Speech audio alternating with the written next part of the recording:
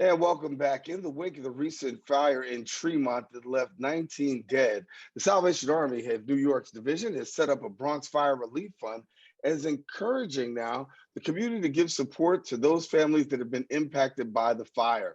Joining us now to share more details, we have the General Secretary at the Salvation Army, Greater New York Division, Major Kevin Stoops. And Major Stoops, glad to have you and thank you for the work that's going on because you guys have been deeply embedded since that fire happened in the Tremont section. Why don't you take us into a little bit about the Salvation Army's response in the wake of this fire?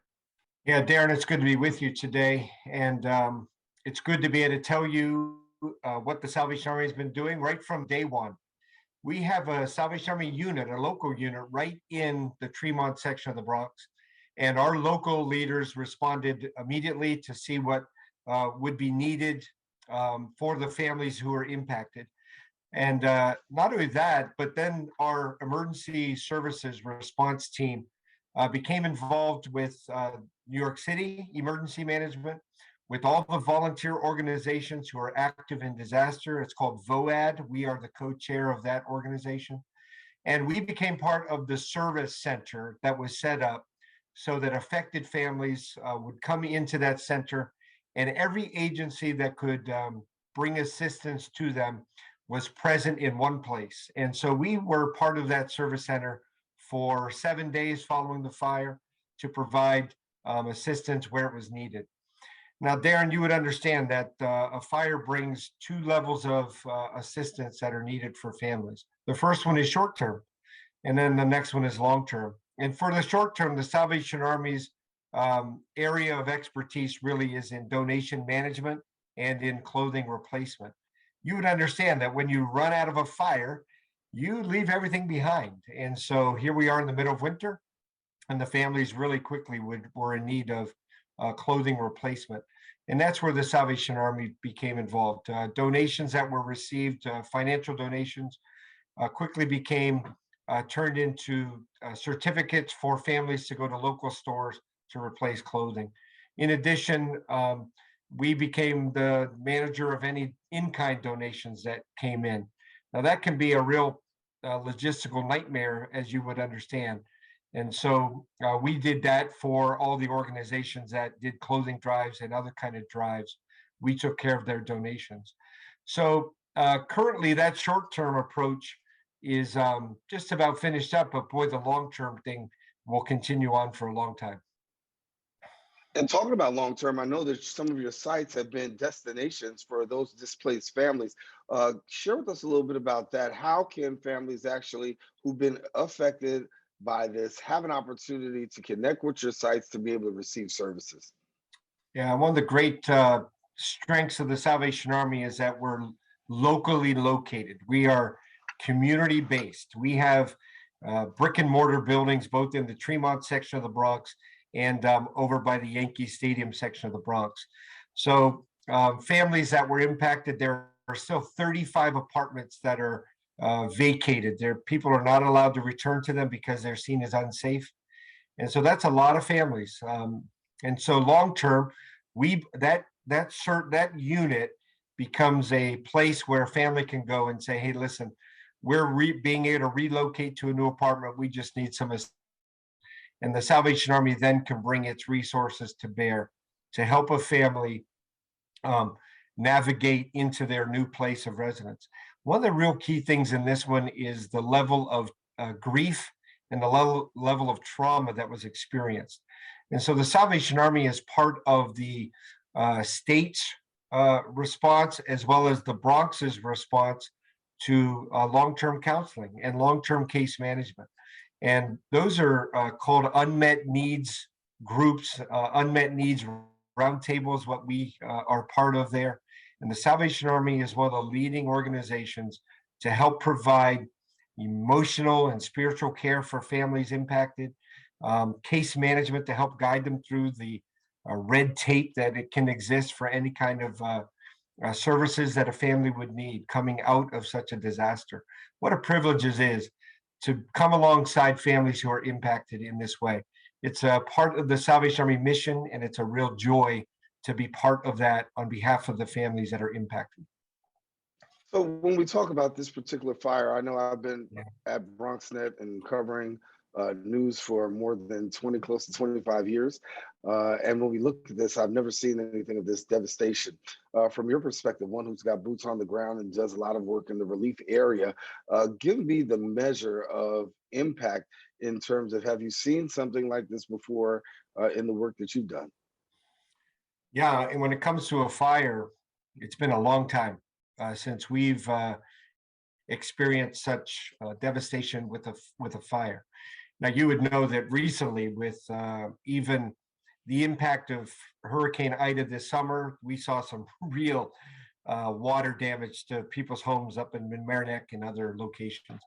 All the way back, maybe to Hurricane Sandy, is probably the when we think of local and the amount of impact, wide range. This one in the Bronx neighborhood, especially for families, really cultural families from Gambia and who are Muslim and really tight knit group in there. Um, this we haven't seen anything like this in a long time, and fortunately, our emergency services team is real veterans at being able to ignite resources and ignite response and really be compassionate in their coming alongside families that are experiencing great trauma. There's nothing probably when you think of what can raise fear in your life, a fire probably ranks right up there, number one or number two, is fear inducing.